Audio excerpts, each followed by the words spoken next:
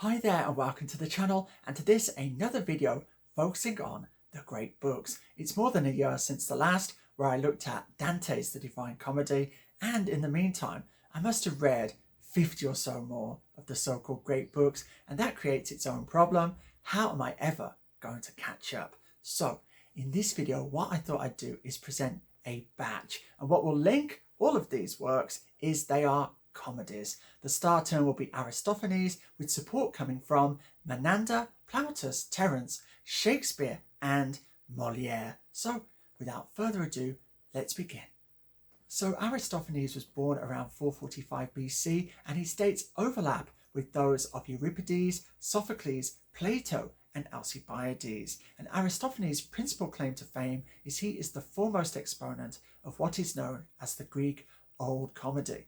Now, what distinguishes the Old Comedy from the New, very simply, is the Old Comedy takes aim by name at its targets, whether they be gods or men. It focuses on the life of the polis, and it often features fantastical scenarios. The New Comedy, by contrast, is much less political. Events tend to be focused within the domestic sphere, and there is almost no trace of the supernatural.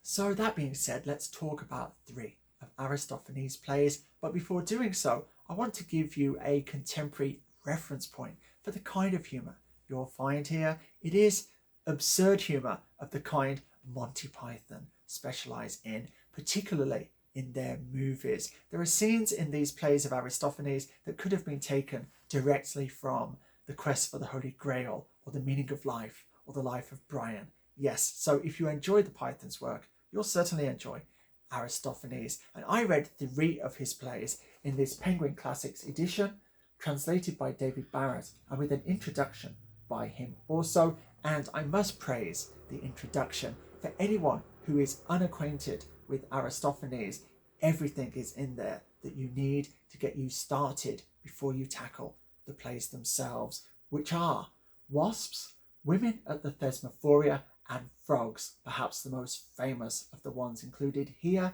And the one I'm going to talk about first is Wasps.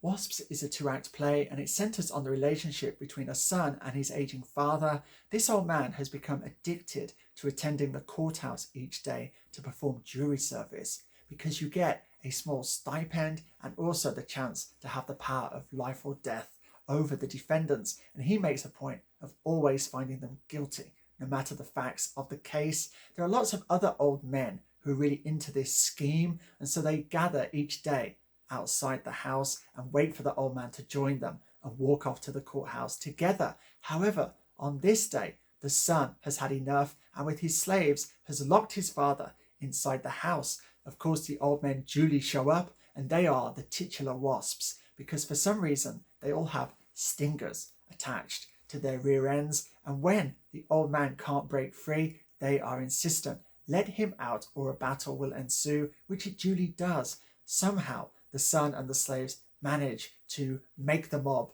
disperse, and they feel that they have triumphed. However, the father is still intent on living out his chance to have the power of life or death over someone or something. So great idea is come up with by the son. They will stage a mock trial in their house, and so what they do is they put a dog on trial for having stolen some meat off the kitchen table, and they hear the prosecution, they hear the defense, and then the old man gets to pass sentence. Of course, he wishes to be merciless and put the dog to death. However, the son sabotages his vote and the dog is acquitted, and the old man promptly has a huge breakdown, and that concludes Act 1.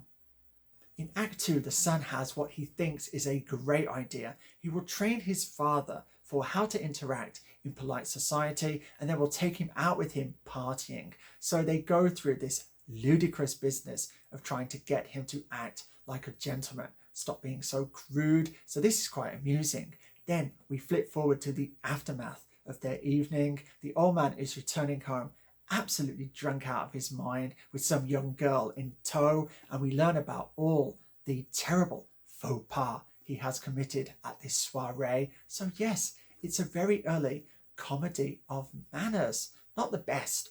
If you want The best comedy of manners, in my opinion, you're going to have to skip forward 1,000 years or more, and you'll find it in the work of Moliere. Yes, this Penguin Classics or this Penguin Classics, they both feature the same play, different translations. The Would-Be Gentleman. This is a truly superb comedy of manners, and it inaugurated this genre on the Paris stage. Okay, that's enough for Wasps. Let's talk about the second play. The second of these plays, Women at the Thesmophoria, is definitely my favourite of the three. The basic idea is comic genius. The central figure is Euripides, and at the start of the play, he is in fear of his life because the furious Athenian women are holding a meeting that day, women only, to discuss what punishment to impose upon him for the negative portrayal of women in his plays. The likely sentence is that of death. And so a desperate Euripides has gone to the home of a fellow playwright, a transvestite, and says to them, please help me.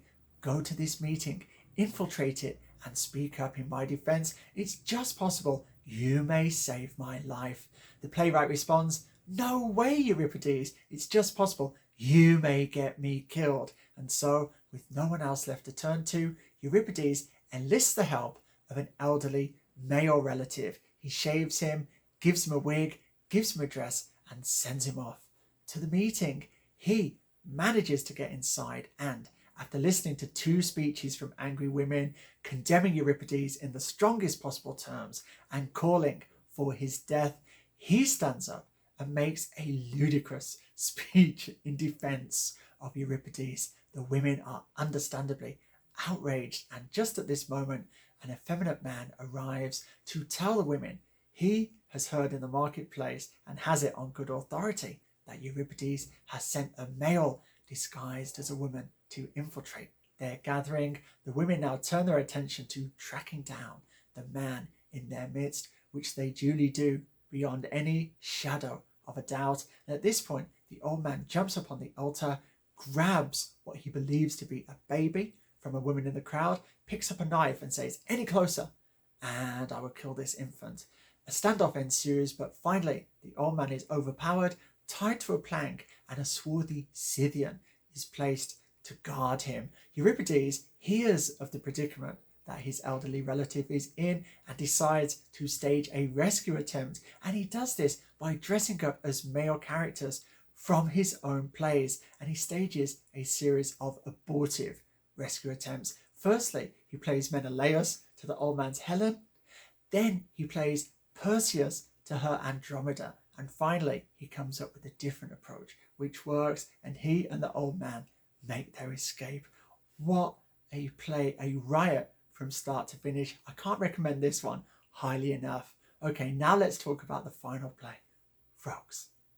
I'm not going to say too much about Frogs. It's a favourite of teachers because it's very reflexive. You have characters commenting upon comedy and you have characters commenting upon tragedy, and the final act is magnificent. It's set in the underworld and it has Aeschylus and Euripides competing for the throne of tragedy, and the criticisms they trade back and forth are not only amusing but they're quite informative too. So I do see why teachers gravitate toward Frogs, but it wasn't my favourite play of these three, and I will cite one particular reason: the chorus. The attempt to turn into English verse this Greek chorus is just really unsuccessful here, and unfortunately the chorus has so many lines in Frogs, and I did come up with my own 4-line stanza by way of reply, which would go something like this. I'm sorry, but this dreadful chorus has a tendency to bore us. Their dreadful verse has set me thinking of Tolkien's dwarves when they get drinking. So in the final part of this video, I will be clearing my backlog of the great books somewhat by showing you a whole bunch of comedies you may wish to check out. So all of these are based on Greek new comedy, and we start with the original plays themselves. Menander, plays and fragments. There are 3 complete dramas in here and then a bunch of fragments. This is the least essential of the books I'm about to show you, but it's still enjoyable nevertheless. Then moving forward to Rome and the revival of the Greek New Comedy. These are wonderful. Plautus. Okay, so get your hands on these Plautus comedies. They are so funny. Yes. And then staying in Rome, we have all 6 of Terence's comedies that have come down to us. These are also excellent.